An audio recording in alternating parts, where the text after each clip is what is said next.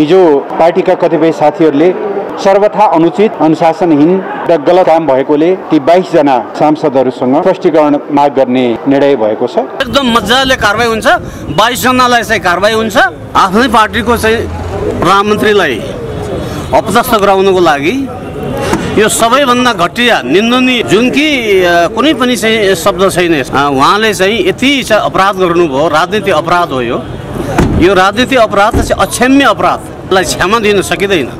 उहाँले लिएर चाहिँ खोलामा बागमती नदीमा बगाउनु भयो, उहाँले सेलाउनु भयो, दाह संस्कार गराउनु भयो। एकताको सम्भावना छैन त्यसो भएदेखि? एकताको सम्भावना छैन। गद्दार, यिनलाई चाहिँ हामी के भन्छौँ? यिनलाई गद्दार भन्छौँ।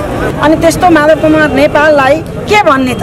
अनि उहाँको रक्षामा, पार्टीको रक्षामा नउभिने, पार्टीको मूल्य र मान्यतामा नउभिने, पार्टीका निर्णयमा नउभिने मान्छे नेकपा एमाले कसरी हुन सक्छ? पार्टीको निर्णयको खिलाफमा मतदान गर्नुको के कति कारण हो भनेर पार्टीले जान्न चाहेको छ। नेकपा एमालेका कुनै पनि नेता कार्यकर्ताहरू पार्टीको फ्रेमवर्कभित्र फ्रेमवर्कबाट बाहिर जानु पर्दैन, पार्टी प्रणालीबाट बाहिर जानु पर्दैन। सबैको दायित्व, जिम्मेवारी र अधिकार नेकपा एमालेमा छ भन्ने कुरा स्थापित भएको छ। पार्टी केन्द्रीय कमिटीको बैठक आज सुरु भएर भोलिसम्मको लागि स्थगित भएको छ। यो बैठक पार्टीभित्र लामो समयदेखि चलेको छलफल जेठ 23 गते पार्टी अध्यक्षले गर्नुभएको आह्वान र अस्ति असार 27 गते हामीले गरेको 10 बुँदे प्रस्तावको भावना अनुसार हामीले यसलाई 2075 साल जेठ 3 पूर्वको अथवा जेठ 2 को सिलसिलामा जोडेका छौँ। त्यस अर्थमा जेठ 3 गते 2 र 3 गते चाहिँ केन्द्रीय कमिटीको 9औं बैठक बसेको थियो। अहिले यो बैठकलाई हामीले 10औं नामाकरण गरेका छौँ। अर्थात् 10 बुँदे प्रस्तावको कार्यान्वयन सुरु भइसकेको अवस्था छ पहिलो। दोस्रो, आजको बैठकले त्यो प्रस्तावलाई अनुमोदन गरेको छ। अस्ति स्थायी कमिटीले पनि अनुमोदन गरेकै थियो। केन्द्रीय कमिटीले समेत यसलाई अनुमोदन गरेर कार्यान्वयनमा लैजाने निर्णय गरेको छ। बैठकलाई सम्बोधन गर्दै पार्टी अध्यक्ष कमरेड केपी शर्मा ओलीले पछिल्लो राष्ट्रिय राजनीतिक घटनाक्रम र विशेष गरेर हिजो प्रधानमन्त्री शेरबहादुर देउवाले विश्वासको मत लिने क्रममा संसदभित्र देखिएका परिदृश्यहरू र त्यसले नेकपा एमालेको जीवनमा पारेका प्रभावहरू, यसका विविध आयामहरूको बारेमा चर्चा गर्नुभयो। हामीले यी समग्र घटनाक्रमलाई नेपालले हासिल गरेका अग्रगतिका प्रयासहरू माथिको एक खालको धक्काको रूपमा हामीले लिएका छौँ। त्यस अर्थमा हिजो पार्टीका कतिपय साथीहरूले, सांसदहरूले पार्टी निर्णयको अवज्ञा गर्दै फ्लोर क्रस गर्ने र शेरबहादुर देउवालाई विश्वासको मत दिने जुन काम गर्नुभयो, पार्टी अनुशासनको दृष्टिले, कम्युनिस्ट आन्दोलनको आदर्शको दृष्टिले, जनताको भावनाको दृष्टिले, यी सबै दृष्टिले सर्वथा अनुचित, अनुशासनहीन र गलत काम भएकोले ती 22 जना सांसदहरूसँग स्पष्टीकरण माग गर्ने निर्णय भएको छ। बैठक भोलि 3 बजे यही ठाउँमा फेरि बस्नेछ। 24 घण्टाको स्पष्टीकरण हामीले माग गर्दैछौँ। हस्, अब भोलि भेट हुन्छ। होइन, स्पष्टीकरण आइसकेपछि स्पष्टीकरणमा प्राप्त हुने जवाफको आधारमा पार्टीले गर्ने चाल्ने कदम, लिने निर्णय चाहिँ त्यो स्पष्टीकरणले तय गर्छ। अहिले त स्पष्टीकरणको मात्रै कुरा भयो। होइन, 10 बुँदेले आफ्नो सरकार ढालेर विपक्षीलाई मत देऊ, पार्टीको निर्णय अवज्ञा गर भन्छ र? भन्दैन नि। त्यसले त पार्टीलाई एकताबद्ध बनाउने नै हो 10 बुँदेको स्पिरिट चाहिँ। त्यस कारणले त्यो गलत हो उहाँहरूले जे गर्नुभयो। त्यही हिसाबले हामीले निर्णय गरेका होइन। अहिले त्यस विषयमा हामीले केही निर्णय गरेका छैनौँ। हजुर होइन नयाँ जेठ 3 गते पार्टी एकता गरिसकेपछि त्यो 9औं बैठक सकिएको थियो। पार्टी एकता गर्ने निर्णयको अनुमोदन गर्दै केन्द्रीय कमिटीको 9औं बैठक सकिएको थियो। अहिले हामीले 10औं बैठक आयोजना निरन्तरता आयो।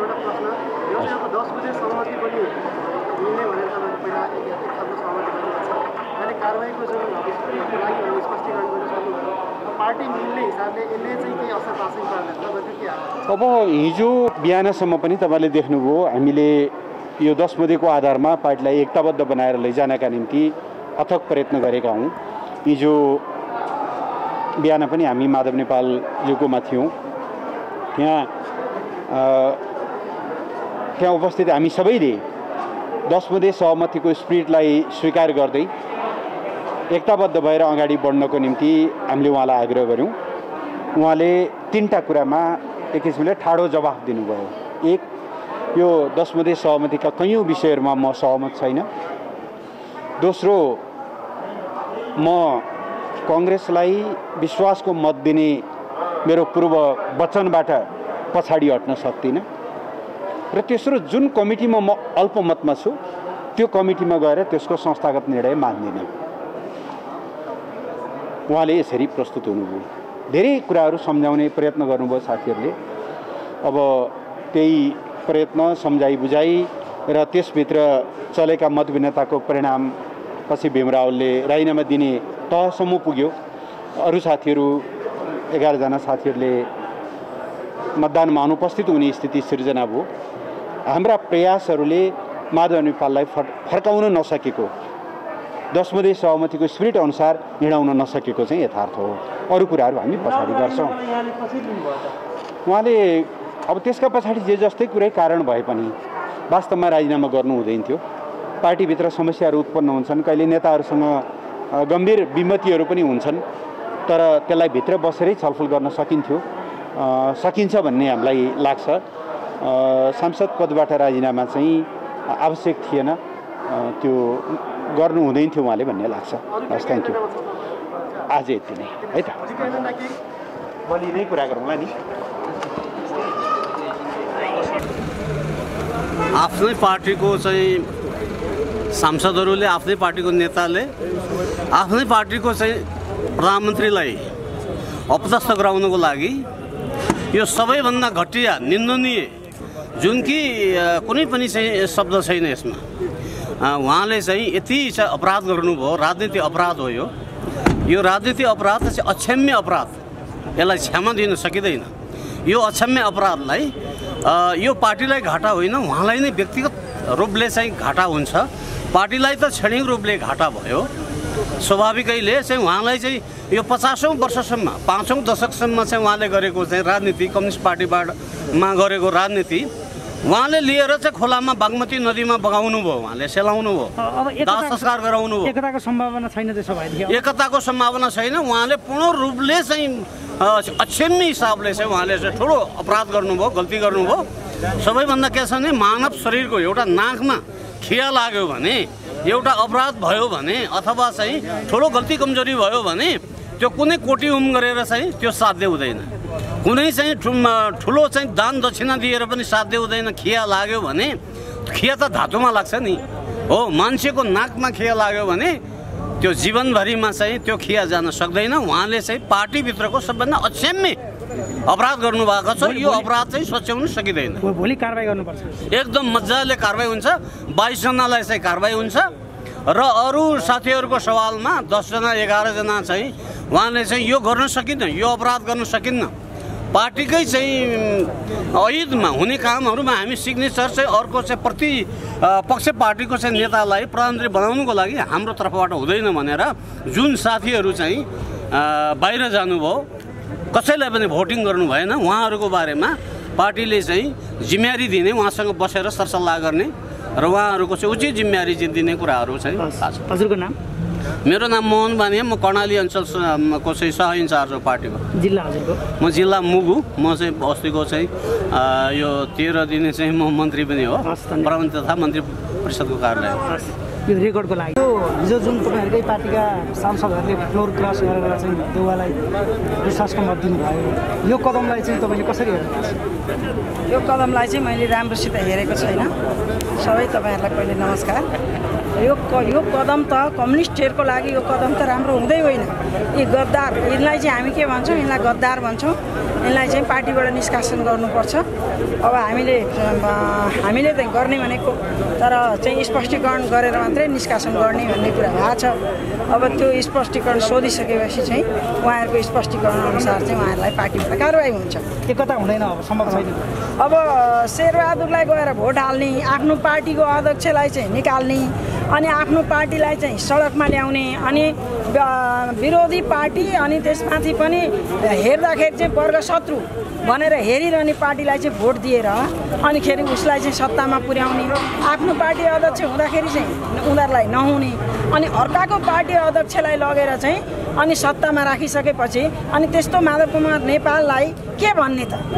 लु भन्नुहोस् त तपाईँ। सङ्गठन कमजोर होला नि त फेरि उहाँहरूलाई निकालेर? हाम्रो सङ्गठन हामी जनतामा लोकप्रिय छौँ, कमजोर हुँदैन। नेपाली जनता खासै लाटा छैन। राष्ट्र, राष्ट्रियता, जनजीविकाको सवालमा केपी ओलीले बोलेका कुराहरू अहिले नेकपा एमाले पार्टी भनेको चाहिँ केपी ओली नै हो भन्ने कुरा जनताले बुझेका छन्, कार्यकर्ताले बुझेका छन्। हामीले चुनावमा राम्रो सिट ल्याएर फेरि सरकार ल्याउन सक्ने हाम्रो चाहिँ त्यो छ। हस्, धन्यवाद। हस्, धन्यवाद। र नेपालको लोकतन्त्रको इतिहासमा कहिल्यै पनि नभएको एकदमै असंसदीय, पार्टी विरोधी, कम्युनिस्ट आन्दोलन विरोधी घटनाका रूपमा, त्यो कालो दिनका रूपमा यो स्थापित हुन्छ। र जसले नेकपा एमालेको सूर्य चिन्हबाट मत प्राप्त गरेर सांसदका रूपमा आउनुभयो र उहाँहरूले नेपाली काङ्ग्रेसको नेता शेरबहादुर देउवालाई मतदान गर्नुभयो। उहाँहरूले स्वतः जनतालाई धोका दिनुभयो, आफ्ना मतदाताहरूलाई धोका दिनुभयो, आफूले विगतमा गरेको काम प्रति पनि उहाँहरूले आफैलाई पनि धोका दिनुभयो। र यो नेपालको लोकतन्त्रको इतिहासमा कालो घटनाका रूपमा एकता हुँदैन, सम्भव छ कि छैन त? एकता त के का लागि एकता? पार्टी एकता भनेको मान्छेहरू एक ठाउँमा जम्मा भेला हुने कुरा होइन। एउटा उद्देश्यका निम्ति, एउटा ध्येयका निम्ति, एउटा विचार विश्लेषणमा सहमत भएर मात्रै ती मान्छेहरू सङ्गठित भएको संस्था भनेको पार्टी हुन्छ। पार्टी भनेको मनपरी ढङ्गले चल्ने, एउटा पनि विचार नमिल्ने, विश्लेषण पनि नमिल्ने, ध्येय उद्देश्य पनि नमिल्ने, त्यस्तो प्रकारका मान्छेहरूको जम्मा या गठजोड भनेको पार्टी होइन। त्यसैले अब ती मान्छेहरूले नेकपा एमाले परित्याग गरे, छोडे, आफैले सो घोषणा गरे। तपाईँहरूको यो हाम्रो भीम रावलसँग चाहिँ एकदम वारपारको स्थिति भइरहेको थियो। हिजो उहाँले अपवित्र गठबन्धन भयो भनेर राजीनामा पनि दिनुभयो।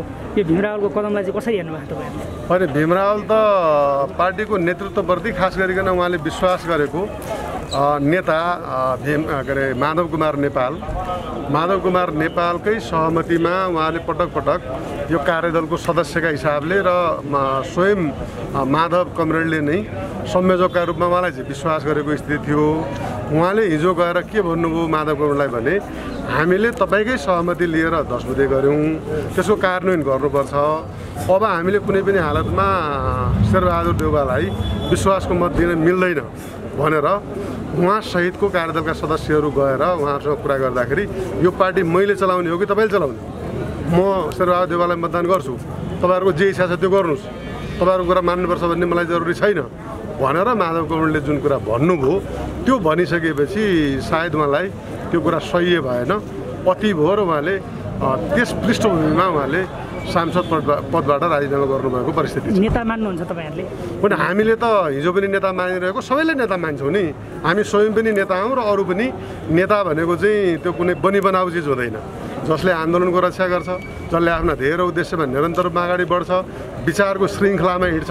आज एउटा कुरा भोलि अर्को कुरा गरेर हिँड्ने मान्छे हिजो कुनै पदमा थियो भनेर नेता हुँदैन। भनेपछि रावल अहिले ओली भनौँ न अध्यक्षज्यूकोमा कन्भिन्स हुनुहुन्छ रावल अहिले? होइन, अध्यक्ष कमरेडकोमा कुरामा कन्भिन्स नभइकन, उहाँसँग सहमत नभइकन त नेकपा एमालेको सदस्य, नेकपा एमालेको नेतामा कसरी हुनुहुन्छ र? पहिले सारा शक्तिहरू सम्पूर्ण रूपमा प्रतिक्रियावादी शक्तिहरू मिलेर केपी ओलीलाई समाप्त पार्न लागेका छन्, नेकपा एमालेलाई समाप्त पार्न लागेका छन्। अनि उहाँको रक्षामा, पार्टीको रक्षामा नउभिने, पार्टीको मूल्य र मान्यतामा नउभिने, पार्टीका निर्णयमा नउभिने मान्छे नेकपा एमाले कसरी हुन सक्छ? हस्, धन्यवाद। हस्, धन्यवाद। नेपालको संसदीय इतिहासमा अत्यन्त दुःखद घटनाका रूपमा मैले यसलाई हेरेको छु। नेपालमा जति पनि पार्टीभित्र विग्रहहरू उत्पन्न भए त्यसको प्रतिछाया संसदमा पर्ने गरेको छ। सम्भवतः यसै कारणले हाम्रो लोकतन्त्र संस्थागत र बलियो हुन सकेको छैन, विकृतियुक्त भएको छ। म सम्झिरहेको छु 2051 सालमा गिरिजाप्रसाद कोइरालाको सरकार पनि आफ्नै पार्टीका सांसदहरूको अनुपस्थितिले हटेको थियो भने 2053 सालमा शेरबहादुर देउवाको सरकार पनि आफ्नै पार्टीका 2जना सांसदको अनुपस्थितिले हटेको थियो। यसपटक पनि नेकपा एमालेका नेताहरूकै कारणले नेकपा एमाले सरकार ढल्न पुगेको छ। अदालतले त्यसै हस्ताक्षरलाई संज्ञानमा लिएर फैसला गरेको छ र त्यसको एउटा विकृत रूप हिजो संसदमा देखिएको छ। नेपालको संसदीय इतिहासमा यो अत्यन्त दुःखद घटनाका रूपमा भयो। एकताको वकालत पनि तपाईँले गरिरहनु भएको छ लामो समयदेखि। अब यो हिजोको कदमले चाहिँ एकतालाई रोक्यो कि अझै हुन सक्छ, के छ? हामी कति सफल भयौँ, कति असफल भयौँ, हाम्रा योग्यता वा अयोग्यताहरू के कस्ता रहे भन्ने आम जनमानसले देखेको छ। हामी सबैबाट गल्ती कमजोरीहरू भएका छन्। यस कुरालाई महसुस गरेर हामीले जति छिटो हाम्रो पार्टीलाई एकताबद्ध बनाउन सक्छौँ त्यति छिटो यस्ता विकृतिमूलक कदमहरू रोकिन्छन्, दुनियाँलाई हँसाउने काम बन्द हुन्छ र नेकपा एमालेलाई फेरि पनि एकताबद्ध ढङ्गले लिएर अगाडि जान सकिन्छ भन्ने म दृढ छु, म विश्वस्त छु। आज मात्रै पार्टी केन्द्रीय कमिटीको बैठकले एकता कार्यदलले निर्माण गरेको 10 बुँदे सहमतिलाई अनुमोदन गरेको छ, त्यसको स्वामित्व ग्रहण गरेको छ र त्यसलाई सृजनात्मक ढङ्गले लागू गर्ने निर्णय गरेको छ। यसको अर्थ नेकपा एमालेका कुनै पनि नेता कार्यकर्ताहरू पार्टीको फ्रेमवर्कबाट बाहिर जानु पर्दैन, पार्टी प्रणालीबाट बाहिर जानु पर्दैन। सबैको दायित्व, जिम्मेवारी र अधिकार नेकपा एमालेमा छ भन्ने कुरा स्थापित भएको छ। यस तथ्यलाई कारबाही गर्ने किन गर्नु त? भोलिको बैठकले त्यो एउटा प्रक्रिया हो, स्पष्टीकरण पार्टीले सोध्ने निर्णय गरेको छ। पार्टीको निर्णयको खिलाफमा मतदान गर्नुको के कति कारण हो भनेर पार्टीले जान्न चाहेको छ र यसै क्रममा पनि पार्टी एकताको सहमतिको सम्भावनाहरू जीवित छ। हस्, धन्यवाद। कदमलाई चाहिँ तपाईँहरूले कसरी लिइरहनु भएको छ? फ्लोर क्रसको घटनालाई कसरी लिनुभएको छ? फ्लोर क्रसको घटनालाई पार्टीले गम्भीर रूपमा लिएर पार्टीले यो चाहिँ पार्टीको व्हिप बाहेक गएर जुन पार्टीबाट सांसदहरू, जुन पार्टीबाट यहाँसम्म जीवन्त बनिएको छ ती जनतालाई, ती विपक्षी दललाई भोट हाल्न चाहिँ ती जनताबाट निर्वाचितले कुन अनुहार गरेर देखाउँछन्, जुन पार्टीबाट चिन्हबाट चुनाव जितेर आएका छन् त्यो चाहिँ एकदमै यो पार्टीको उल्लङ्घन मात्रै होइन, अब कारबाहीको भागी मान्छे पनि होइन। के एकता हुन्छ कि हुँदैन त? यसले एकतालाई रोक्यो? अब एकता अब 10 बुँदे सहमति पत्रलाई चाहिँ अनर्सप लिएको छ पार्टीको। आज अहिलेको दिन छ, भोलि फेरि 3 बजी बैठक बस्दैछ, पर्सि पनि बस्न लगातार बैठक बस्छ। अनरसिप 10 बुँदेलाई लिएको छ, तर त्यहाँ चाहिँ अब माधव कुमार नेपाल बाहेकको चाहिँ अरू साथीहरू आउँछन् गरेर चाहिँ आउँछन् भने आत्महत्यासहित आउँछन् भनेदेखि त्यो पार्टीले चाहिँ सबैलाई जिम्मेवारी उचित व्यवस्थापन पाखा नलागिकन अगाडि बढ्ने भनेर चाहिँ पार्टी अध्यक्ष सदस्य अध्यक्ष केपी शर्मा ओलीज्यूले भन्नुभएको छ। एकता गर्न चाहिँ तयार तपाईँहरूको होइन, अब त्यो बाहेकका मान्छे सबैजना पार्टी एकता गर्न अहिले पनि ओपन नै धोका छ भन्ने कुरो चाहिँ भनिएको छ। हस्, धन्यवाद। आज सुरु भएर भोलिसम्मको लागि स्थगित भएको छ। यो बैठक पार्टीभित्र लामो समयदेखि चलेको छलफल जेठ 23 गते पार्टी अध्यक्षले गर्नुभएको आह्वान र अस्ति असार 27 गते हामीले गरेको 10 बुँदे प्रस्तावको भावना अनुसार हामीले यसलाई 2075 साल जेठ 3 पूर्वको अथवा जेठ 2 को सिलसिलामा जोडेका छौँ। त्यस अर्थमा जेठ 3 गते 2 र 3 गते चाहिँ केन्द्रीय कमिटीको 9औं बैठक बसेको थियो। अहिले यो बैठकलाई हामीले 10औं नामाकरण गरेका छौँ। अर्थात् 10 बुँदे प्रस्तावको कार्यान्वयन सुरु भइसकेको अवस्था छ। पहिलो। दोस्रो, आजको बैठकले त्यो प्रस्तावलाई अनुमोदन गरेको छ। अस्ति स्थायी कमिटीले पनि अनुमोदन गरेकै थियो। केन्द्रीय कमिटीले समेत यसलाई अनुमोदन गरेर कार्यान्वयनमा लैजाने निर्णय गरेको छ। बैठकलाई सम्बोधन गर्दै पार्टी अध्यक्ष कमरेड केपी शर्मा ओलीले पछिल्लो राष्ट्रिय राजनीतिक घटनाक्रम विशेष गरेर हिजो प्रधानमन्त्री शेरबहादुर देउवाले विश्वासको मत लिने क्रममा संसदभित्र देखिएका परिदृश्यहरू र त्यसले नेकपा एमालेको जीवनमा पारेका प्रभावहरू, यसका विविध आयामहरूको बारेमा चर्चा गर्नुभयो। हामीले यी समग्र घटनाक्रमलाई नेपालले हासिल गरेका अग्रगतिका प्रयासहरू माथिको एक खालको धक्काको रूपमा हामीले लिएका छौँ। त्यस अर्थमा हिजो पार्टीका कतिपय साथीहरूले, सांसदहरूले पार्टी निर्णयको अवज्ञा गर्दै फ्लोर क्रस गर्ने र शेरबहादुर देउवालाई विश्वासको मत दिने जुन काम गर्नुभयो, पार्टी अनुशासनको दृष्टिले, कम्युनिस्ट आन्दोलनको आदर्शको दृष्टिले, जनताको भावनाको दृष्टिले, सबै दृष्टिले सर्वथा अनुचित, अनुशासनहीन र गलत काम भएकोले ती 22 जना सांसदहरूसँग स्पष्टीकरण माग गर्ने निर्णय भएको छ। बैठक भोलि 3 बजे यही ठाउँमा फेरि बस्नेछ। 24 घण्टाको स्पष्टीकरण। आजको बैठकमा 2075 जेठ 3 पछिको निरन्तरता भएन। स्पष्टीकरण आइसकेपछि स्पष्टीकरणमा प्राप्त हुने जवाफको आधारमा पार्टीले गर्ने चाल्ने कदम लिने निर्णय चाहिँ यो स्पष्टीकरणले तय गर्छ। अहिले त स्पष्टीकरणको मात्रै। आजको बैठक चाहिँ 2075 जेठ 3 पछिको निरन्तरता हो।